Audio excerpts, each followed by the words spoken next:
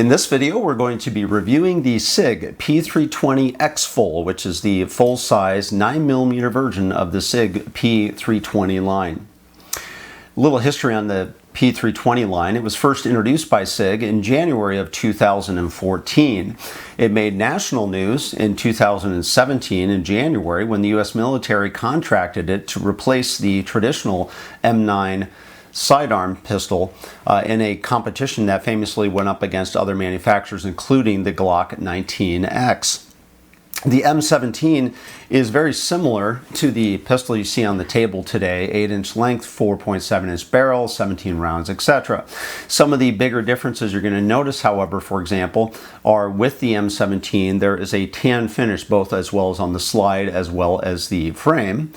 It has a Cerakote type finish. It has a curved trigger and has the original grip mod that Sig had come out with. I'm not typically a fan of a Cerakoting of any type of component of a handgun, especially on the slide, and they use a tan PVD finish on the M17, and over the years I've noticed there's been a lot of blemishes on those M17s that I've seen, especially the ones that have been used pretty well, which is one of the reasons why I wanted to wait to do some additional reviews, which is where you might be asking, okay, why no reviews of the Sig P320 up until now? Well, I did actually review the Sig P320 Compact about 3 years ago. I linked to that review below, and I noticed in that review, as well as just having handled and fired some of the 320s, that there were some improvements that needed to be made, and I typically don't like to be reviewing and buying new models of guns. I like the manufacturers to kind of get the kinks worked out before I actually start engaging with them.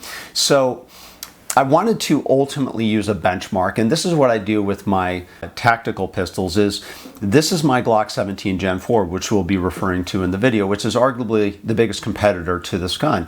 And one of the reasons why I have this on the table is this has always been the benchmark that I've compared every other gun to, as far as is it worthy or is it even better than, for example, the Glock Gen 4 that I've been using for over a decade that still sits on my tactical belt to this day. Now, to begin with, the Sig is a 9mm, which is right here, which basically is what Joe Biden says can blow out a lung, which is arguably one of the dumbest and most ignorant comments I've ever heard a politician make about guns. But I digress. When you look at the caliber capacity, it comes stock with two 17-round magazines. There's also 21-round extended magazines. These are contoured for strength, and they're slightly narrower than the Glocks. So, for example, if I put a measurement tool next to a Glock 17 mag, it's just slightly narrower, and certainly narrower up near the neck, which allows for better ergonomics on the handle. But these are expensive, but they're good quality magazines that come with the gun. Now, you're also going to notice that I switched out the grip module, which we'll talk about in a moment, which is the great thing about the modularity of this gun system. The trigger housing, if you've seen my previous reviews on SIGs, the trigger group that sits inside of the frame is the only serialized component on the gun. Everything else is an accessory, which to me is revolutionary and something that every gun manufacturer ultimately should be striving to do, because the trigger group that sits within here is the only registered component of the gun. So it makes it easy for not only the manufacturers, but for third parties to produce other types of products or modules or aftermarkets for the gun that can actually make it better, which of course is what we've done with the Wilson here, which we'll talk about in a moment. Looking a little bit more specifically, it has an ambi slide catch and release. The same thing with the magazine release. It is fully reversible, so right to left hand, very easy to move these around. It has a nitron finish on a stainless steel slide. Good quality production. Now, one of the things you're also going to notice, and all my guns have been safety checked, is the Striker Fire Stock trigger on the X series are just excellent. If you haven't fired one of these before, it is a flat front trigger that breaks at 90 degrees. And it has a nice, crisp, audible reset. The current Lyman gauge break on this trigger comes in for me at around 3 pounds, 8 ounces. And again, one of the great things about this is very smooth, very nice audible reset, which creates great muscle memory when you've been firing this for a while. In fact, if you've never fired a flat front trigger before, it might feel a little odd when you first do that. But what you're going to notice after time is once you start practicing and training with these, you're not going to want to go back to the curved triggers because they're just such an excellent trigger, such a better upgrade over the standard curved trigger. Now, typical Sig, they have sights that were literally dead on with no windage drift needed for me, straight out of the box. They have what are called the X-ray 3 sights, which I absolutely love. And when you look at these sights, you'll notice that the front sight is more pronounced than the rear sights, and they're both day and night sights. And again, this puts focus on where your focus needs to be, which is on the front sight of your gun. So again, I absolutely love these sights. Another improvement that Sig has recently made is the removable optics plate here is now separate from the rear dovetail of your rear sight. Now that contrasts with previous SIGs, and including the Sig P365, which still has an integrated plate and rear sight mount. Now this is an improvement that hopefully they make with the 365 XL soon as well, because I'm seeing a lot more SIGs coming out this way. But this allows for a lot more flexibility if whether or not you're running optics on your plate. You have drift as well as elevation reset. So for example, this shoots at a dead hold center on these sights. A typical Sig does. For example, if you like, for example, a 6 o'clock hold, then you can get a higher elevation rear sight to get you closer to that 6 o'clock hold that you might have, for example, on a traditional type of a Glock. So again, nice improvements on the mounts here, and of course you can mount any types of accessories you want on there that will fit onto the gun. Now, looking real quick as far as size, we're going to start doing some comparisons here between the Glock 17 and the Sig. So the Sig comes in at 1 pound 8.8 ounces, and if I compare that, for example, to my Glock 17, comes in at 1 pound 6.5 ounces. So basically the gun is only about 2 ounces heavier than the Glock 17. Now, doing a quick side-by-side comparison to the Glock 17, just to contrast the two, if you look at them against each other, you're going to see that they're basically about the exact same size pistol. The only main difference here is the beaver tail is more pronounced on the Sig, and of course if you get slide bite in a Glock, that's a good thing. You can also see when you flip it upside down, the contrast between the two, and again, it has, in my opinion, a better rail system. It's about the same type of height, and then you can see the contrast in width as well on the grips, which again, with the Wilson grip, it's more contoured, which again we review already, but this is one of the comparisons between them. So basically, they're almost the exact same size. So not only do they weigh almost the same, the size are basically very comparable between the two. So if you're used to using a Glock 17, the Sig will be an easy transition. Now, takedown and cleaning, one of the great things about the Glock is how easy it is to do that. It's also very easy to do on a Sig as well if you've never done this before. It's very simple. You simply turn, you lock the gun back, turn the takedown lever, and slide it off the frame. And then you have your traditional components within the gun, as well as the trigger group here. And of course, you can remove the trigger group by working this pin out from the side. You can do it manually. It's a little stiff when you have a new gun, but they'll loosen up a little bit over time. But then this becomes the component that you can put in any gun. You want to go to reassemble the gun, you simply slide it back into place, flip the lever, and you're back in business. Very easy to do, very easy to clean. In fact, one of the things I like about the fact that you can remove the trigger group is it's easier to clean the trigger group and the assembly around it than, for example, in a Glock where it's fixed within the frame. Now, as far as the options, as we had talked about before, there are slide cuts, so you can put red dots and reflex sights on here. Again, the plate's different than the dovetail mounting now. There are also grip frame modules. So, for example, this is the stock module that comes on this gun. And what I want to do real quick is give you an idea of how they compare side by side. So what I'm going to do is take both of these modules so that you can see them side by side. Now, I have a separate video reviewing the Wilson Combat Grip module, so we won't go into that today, but you can just see from a visual perspective the difference between the two. And there's some noticeable differences there. And you'll also feel it because this is actually a much more comfortable grip module to fire. And honestly, if it wasn't for the Wilson grip module, again, I don't know if I would take right now the 320 over my Glock 17. That's how big of a difference this is. So please watch the video below that I linked to talking specifically about the Wilson grip module, comparing it to the standard grip module. You can also buy what are called exchange kits, which basically means you can pop out, again, the trigger assembly and put this into different size and different caliber SIG guns. You can also buy suppressor ready slides and threaded barrels, a whole bunch of accessories that go along with the gun.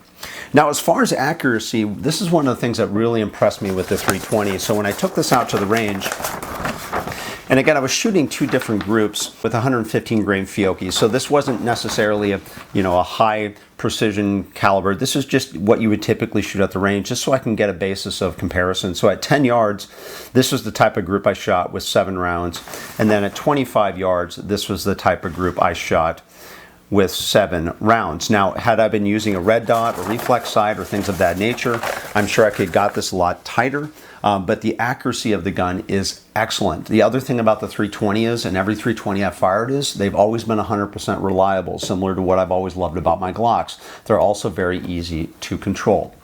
Now, as far as alternatives, as we've talked about before, the Glock 17 is arguably the biggest competitor to this type of pistol because this is a typical size for a service duty type pistol. You also can get the P320s in compact models. Now, I've done the review before on the earlier compact models, and in my opinion, at least for me, if I'm going to go down to the size of a compact model, I'm going to be carrying my Sig P365. I just think it's a better gun in the context that it's easier to conceal carry, and the reason why is it uses the same trigger group, so it's a little wider of a pistol than, for example, the 365, which is what I tend to like for concealed carry. And the final competitor you're going to see to this, and you'll see them in the gun stores periodically, is Wilson Combat actually makes their own version of this. It's basically a souped up model called the P320s. And basically they're high-grade P320s. So not only do they use their own grip module, but they upgrade all kinds of components, including the slide and the trigger and things of that nature. And basically it comes in, at least currently today, at around double the price of the standard P365 XFULL. Now, is it worth it? That's the question you have to ask for yourself. For me, it wasn't, because the reality is, for half the price, I could buy I could get everything that I wanted on the P320 XFULL, with the exception of the grip module, which again was something that I was able to quickly swap out and change and basically get it to the point that I wanted. Now, if I was shooting every day with this gun all the time, might be a different story, but the reality is, this to me is it's the best value, at least currently on the market. But if you really want a high grade, you can go the Wilson route, which is the WCP models.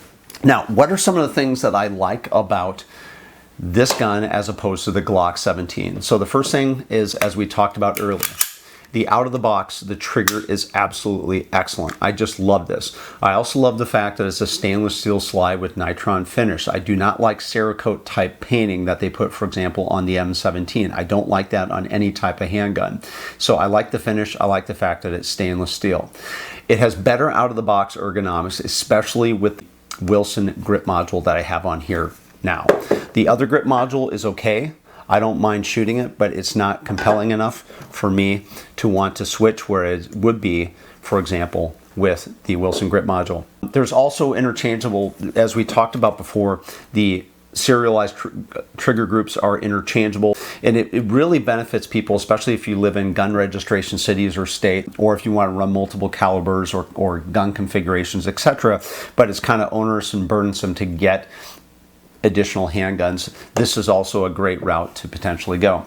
I also love the X-Ray 3 day and night sights. I love these on all my SIGs. I've been running them forever. I do not change them out.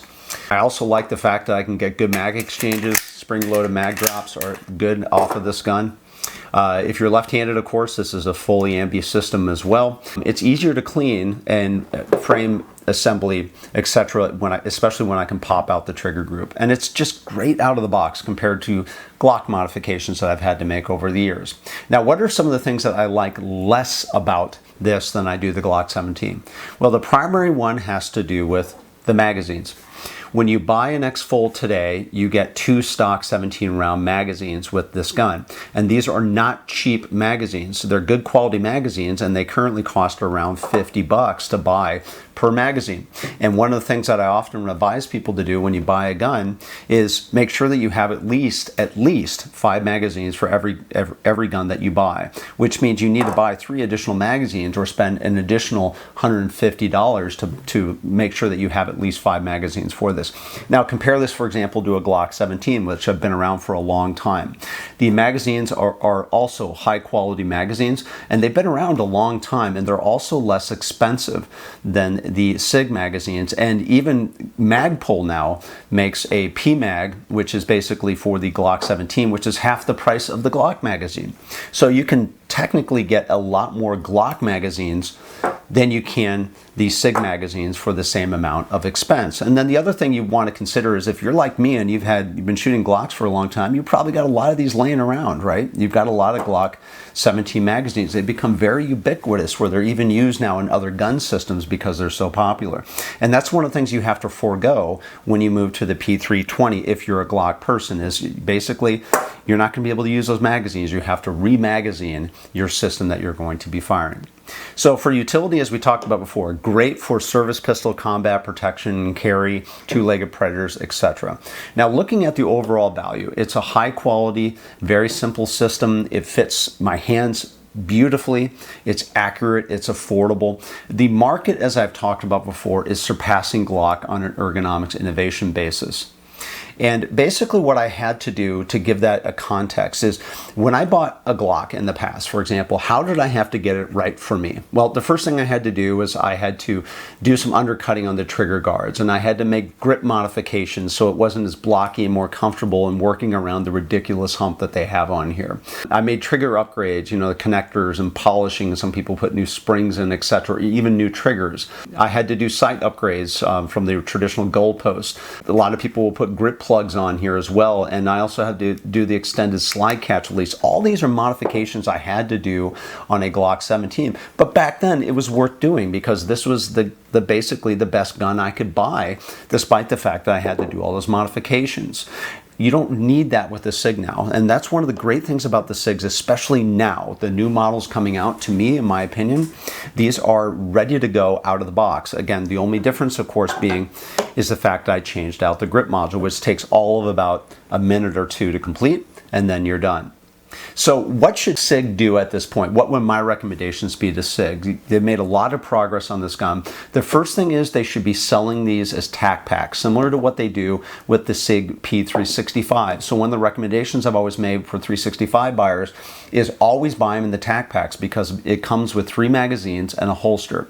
They also should be selling these with the Wilson Combat Grip Module. Now, I know Sig's probably not going to like hearing that because they like selling their own grip modules, but the reality is this is a superior grip module, period, to anything that Sig is currently producing. And quite honestly, if you want to sell a lot more of these, in my opinion, you would create a tac pack where it includes 3 stock Sig magazines, a holster, as well as a Wilson Combat Grip Module, either in black or the tan that you see here today. If they did this, in my opinion, these would sell like crazy. And also this pistol, if you had to add a manual safety that the military requires, in my opinion, would also make a better M17 than the current M17 that these soldiers are being issued today.